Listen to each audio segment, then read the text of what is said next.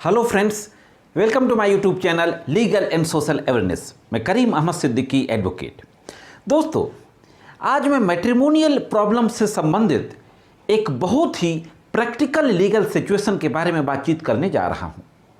अक्सर मेरे क्लाइंट्स के द्वारा भी और मेरे व्यूवर्स और सब्सक्राइबर्स के द्वारा भी एक सवाल पूछा जाता है कि अगर पति पत्नी के मध्य विवाद हो जाता है, मैट्रिमोनियल इशू हो जाता है, यहाँ तक कि 498A की FIR थाने में दर्ज हो जाती है और FIR दर्ज होने के बाद अगर कंप्रोमाइज हो गया विवेचना के दौरान, तो क्या वो महिला FIR को वापस ले सकती है?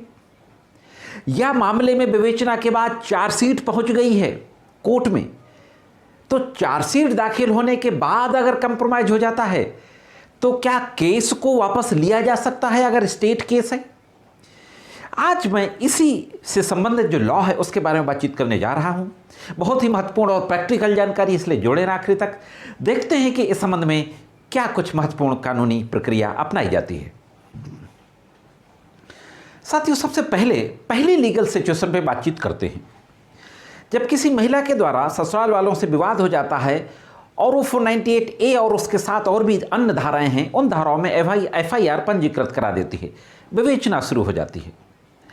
विवेचना के दौरान यदि ससुराल पक्ष और पत्नी के मध्य समझौता हो जाता है तो उस सूरत में जो प्रक्रिया अपनाई जा सकती है पति पक्ष के द्वारा, कि पहली बात तो ये कि आप उस समझौते की कॉपी को लेकर के ऑनरेबल हाई कोर्ट के समक्ष एक रिट पिटीशन फाइल कर सकते हैं और FIR को क्वैश कराने की प्रेयर कर सकते हैं। ऑनरेबल हाई कोर्ट इस दशा में उस FIR को क्वैश कर देगा। अब चूंकि ये स्टेट केस होता है और state case crime against state माना जाता है, इसलिए वो महिला जिसने FIR दर्ज कराई है उस FIR को वापस नहीं ले सकती। तो पहला रास्ता तो ये है कि आप 482 या क्रिमिनल रिट के जरिए हाई कोर्ट में जाकर के FIR को क्वैश करा लें।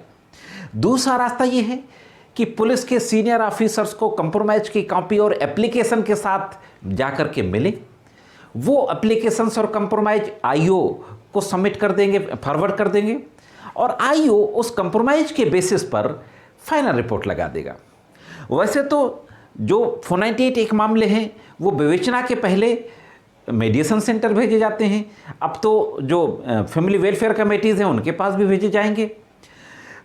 तो अगर वहाँ पर समझौता हो जाता है तो उन लोगों की जो रिपोर्ट आती है IO के पास, उस रिपोर्ट के आधार पर भी फाइनल रिपोर्ट IO लगा देता है। लेकिन फाइनल रिपोर्ट लगाने के बाद भी पूरी तरीके से मामला ख़त्म नहीं होता है।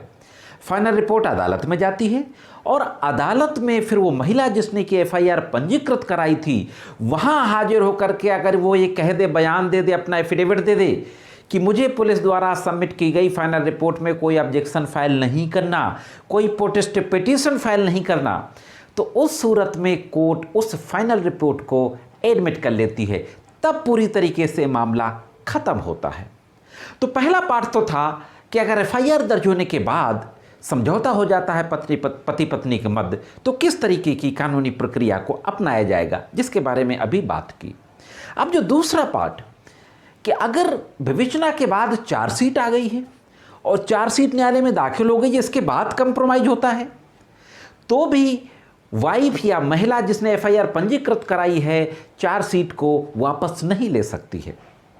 उसमें भी आपको चार्जशीट की सर्टिफाइड कॉपी निकलाइए और हाई कोर्ट में 482 में पिटीशन फाइल करिए और क्वैश करने के लिए कहिए कंप्रोमाइज के साथ। उससे पहले आपको लोअर कोर्ट में कंप्रोमाइज फाइल करना पड़ेगा। उस कंप्रोमाइज की सर्टिफाइड कॉपी निकाल के कंप्रोमाइज की सर्टिफाइड कॉपी और चार्जशीट की सर्टिफाइड कॉपी और FIR की सर्टिफाइड कॉपी और पूरी केस डायरी, ये लेकर के आपको हाई कोर्ट जाना होगा और हाई कोर्ट में चार्जशीट क्वैश करने के लिए आपको क्रिमिनल रिट पिटीशन फाइल करनी होगी।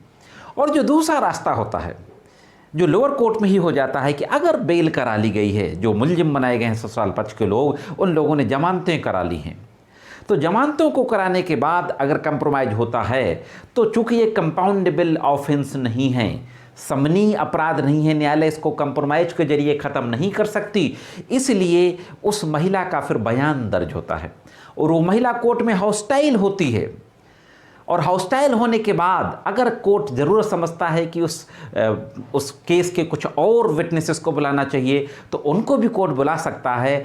अदरवाइज जो फॉर्मल डॉक्यूमेंट्स होते हैं, चार्जशीट हो गई, एफआईआर हो गई, उनकी जुनेंस को एडमिट करने के बाद केस को ख़त्म कर दिया जाता है। यह फाइनल जजमेंट की शक्ल में फिर केस ख़त्म होता है। लोअर कोर्ट फिर इस मामले का पूरा जजमेंट करती है एविडेंस के बेसिस पर। अब चूंकि एविडेंस आई नहीं होती है, कंटेस्टेड होता नहीं है, गवाह हॉस्टाइल हो जाते हैं, इसलिए ये केस ख़त्म हो जाता है। तो एज ए लॉयर जो मेरी एडवाइस रहेगी कि अगर आपको एफआईआर होने के बाद या चार्जशीट आने के बाद कंप्रोमाइज हो गया है तो आप सीधा हाई कोर्ट जाइए क्वेश कराने के लिए।